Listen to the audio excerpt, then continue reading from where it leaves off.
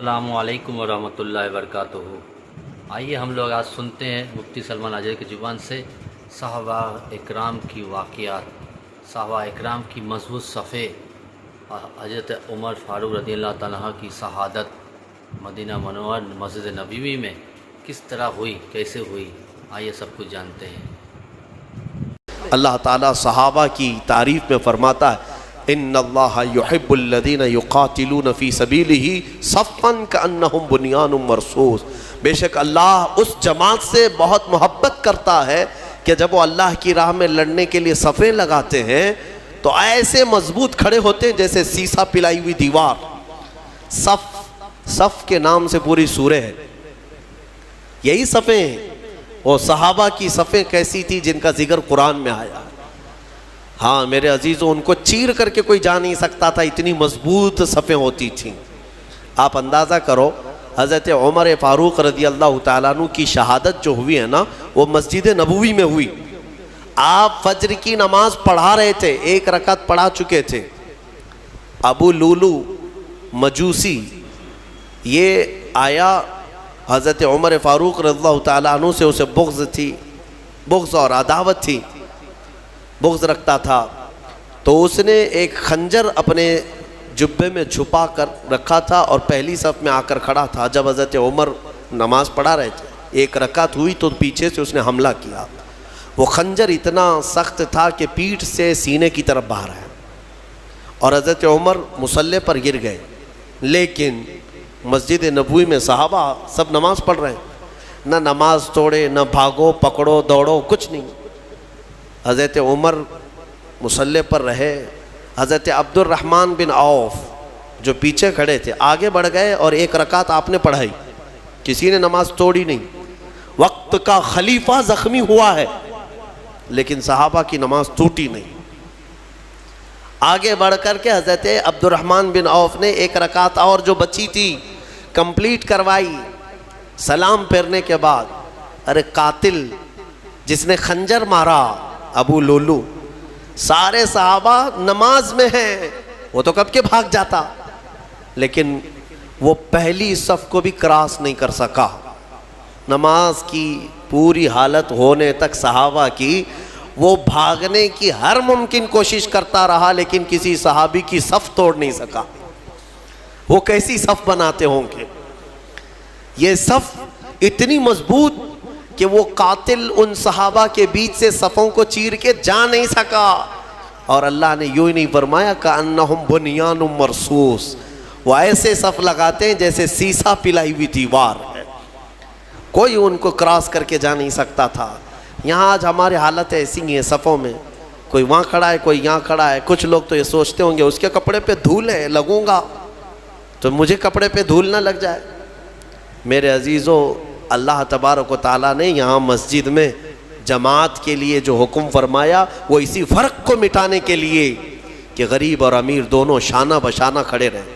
صف میں اس بات کا ہمیشہ اہتمام کرو کہ تمہارا کندھا بازو والے کے کندھے سے لگ جائے، کندھا، یہاں تک کہ حضور پاک صلی اللہ تعالیٰ علیہ وسلم ہر نماز میں رکعت باندھنے سے پہلے حضور یہ اعلان کرتے تھے استقیموا واستووا واعتدلوا، لوگوں سیدھے ہو جاؤ، صف برابر کر لو، ٹھیک ٹھیک کھڑے ہو جاؤ، وسدوا الخلل، تھوڑی سی بھی اگر جگہ باقی ہے تو پوری کر لو، اس کے بعد اللہ اکبر کہتے تھے۔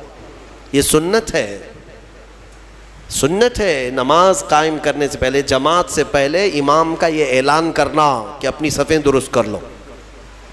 حضور پاک صلی اللہ تعالیٰ علیہ وسلم کا اعلان ہوا کرتا تھا، حدیث میں موجود ہے، یہاں تک کہ ایڑی سے ایڑی برابر رکھنے کو کہا گیا ہے۔ یعنی ہو سکتا ہے کسی کا پنجہ لمبا ہے، کسی کا چھوٹا ہے، اس کے لیے کہا گیا ہے صف لگانے کے وقت کس چیز کا خیال کرنا چاہیے؟ ایڑی سے ایڑی برابر، سامنے کے پنجوں کو نہ دیکھو۔ ایڑی کی ہڈی، تمہاری ایڑی کی ہڈی بازو والے کی ایڑی کی ہڈی کے برابر لگتی جائے، یہ الصاق ہے۔ میرے عزیزو، اس کا اہتمام آج کہاں کرتے ہیں؟ اور حدیث میں یہ بھی ملا کہ جس نے صف کو توڑا اللہ اسے توڑ دے گا۔ صف کو کاٹنا گناہ ہے، ہاں اگر اتنی جگہ خالی رہ گئی کہ ایک آدمی آ سکتا ہے اور نہیں بھرا آپ نے صف، تو دونوں گنہگار ہیں، دونوں ادھر والے ادھر والے، اور پیچھے کی صف والا بھی گنہگار ہے کہ آگے اس نے جگہ دیکھا اور پھر بڑھ کر کے صف کو مکمل نہیں کیا، وہ بھی گنہگار ہے۔ اگر آگے کی صف میں جگہ خالی نظر آئی تو پیچھے والے کے لیے حکم ہے کہ وہ آگے آ جائے، صف کو پوری کرے، اور جتنی صفیں پیچھے جائیں گی سب آگے آگے آتے ہوئے وہ صفوں کو پوری کرتے جائیں۔ یہ اسلامی نظام ہے میرے عزیزوں۔ میں آپ کو اس صف کے متعلق ایک اچھی بات بتا کر اپنی گفتگو کو سمیٹتا ہوں۔ توجہ، ایک بڑے اسلامی اسکالر ہیں، انہوں نے ایک مغرب زدہ شخص ہے یورپ کا یا امریکہ کا، اس سے پوچھا کہ آپ کی جو ویل ٹرینڈ فوج ہے، سولجرز ہیں، امریکہ کی ہے، دنیا کی سب سے مضبوط فوج مانی جاتی ہے، آپ کے 10,000 فوج کو اگر میدان میں جمع کرنے کی بات آئی تو کتنی دیر لگے گی آپ کو ان فوجیوں کو ترتیب میں لانے کے لیے جو ٹرینڈ ہے؟ تو اس نے کہا کہ ہم کو 10,000 فوج کو لانے کے لیے جو سب سے سپر فاسٹ کنٹری ہے اس کی بات کر رہا ہوں، انہوں نے کہا 4-5 گھنٹے لگ سکتے ہیں، 3 گھنٹے لگ سکتے ہیں، اتنی فوج 10,000 فوج کو ترتیب دینے کے لیے۔ اور پھر الگ الگ کنٹریز کی بات کیے کہ یہاں کی فوج اتنی جلدی کر لے گی، وہاں کی فوج اتنی جلدی کر لے گی، لیکن گھنٹہ بھر سے پہلے تو کوئی بھی ترتیب میں نہیں آئے گی۔ تو اس اسلامی اسکالر نے یہ کہا کہ تمہاری تربیت یافتہ فوج میدان میں صف لگانے پر آئے تو اتنے گھنٹے لگ جاتے ہیں، لیکن ہمارے ہاں بغیر تربیت یافتہ دیہاتوں کے رہنے والے بھی حرم شریف میں 1 لاکھ سے زیادہ کی تعداد میں ہیں۔ امام ادھر اللہ اکبر کہنے کے لیے کھڑا ہوتا ہے، 1 منٹ میں سب کی صفیں درست ہوتی ہیں۔ یہ اسلام کا نظام ہے، یہ اسلام کا نظام۔ مسجدوں میں کوئی صفیں لگانے کے لیے نوکر رکھے جاتے ہیں کہ ادھر آؤ، ادھر صحیح کھڑے ہو جاؤ، ادھر کھڑے ہو جاؤ؟ اگر یہی کیا جائے تو ظہر سے عصر ہو جائے گی، عصر سے مغرب ہو جائے گی۔ ہاں، یہاں کسی بھی مسجد میں کیا خادم رکھے جاتے ہیں صفوں کو صحیح کرانے کے لیے؟ سب کا چیک کر کے آؤ سیدھے کھڑے ہیں نہیں کھڑے ہیں؟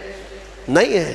ہم تو اسکول میں بھی دیکھتے رہے کہ بچپن سے صفیں لگانے کے لیے 1 ہاتھ کے فاصلے پر کھڑے ہو جاؤ، اور ٹیچرز چلاتے چلاتے تھک جاتے ہیں، صفیں بنتی نہیں ہیں۔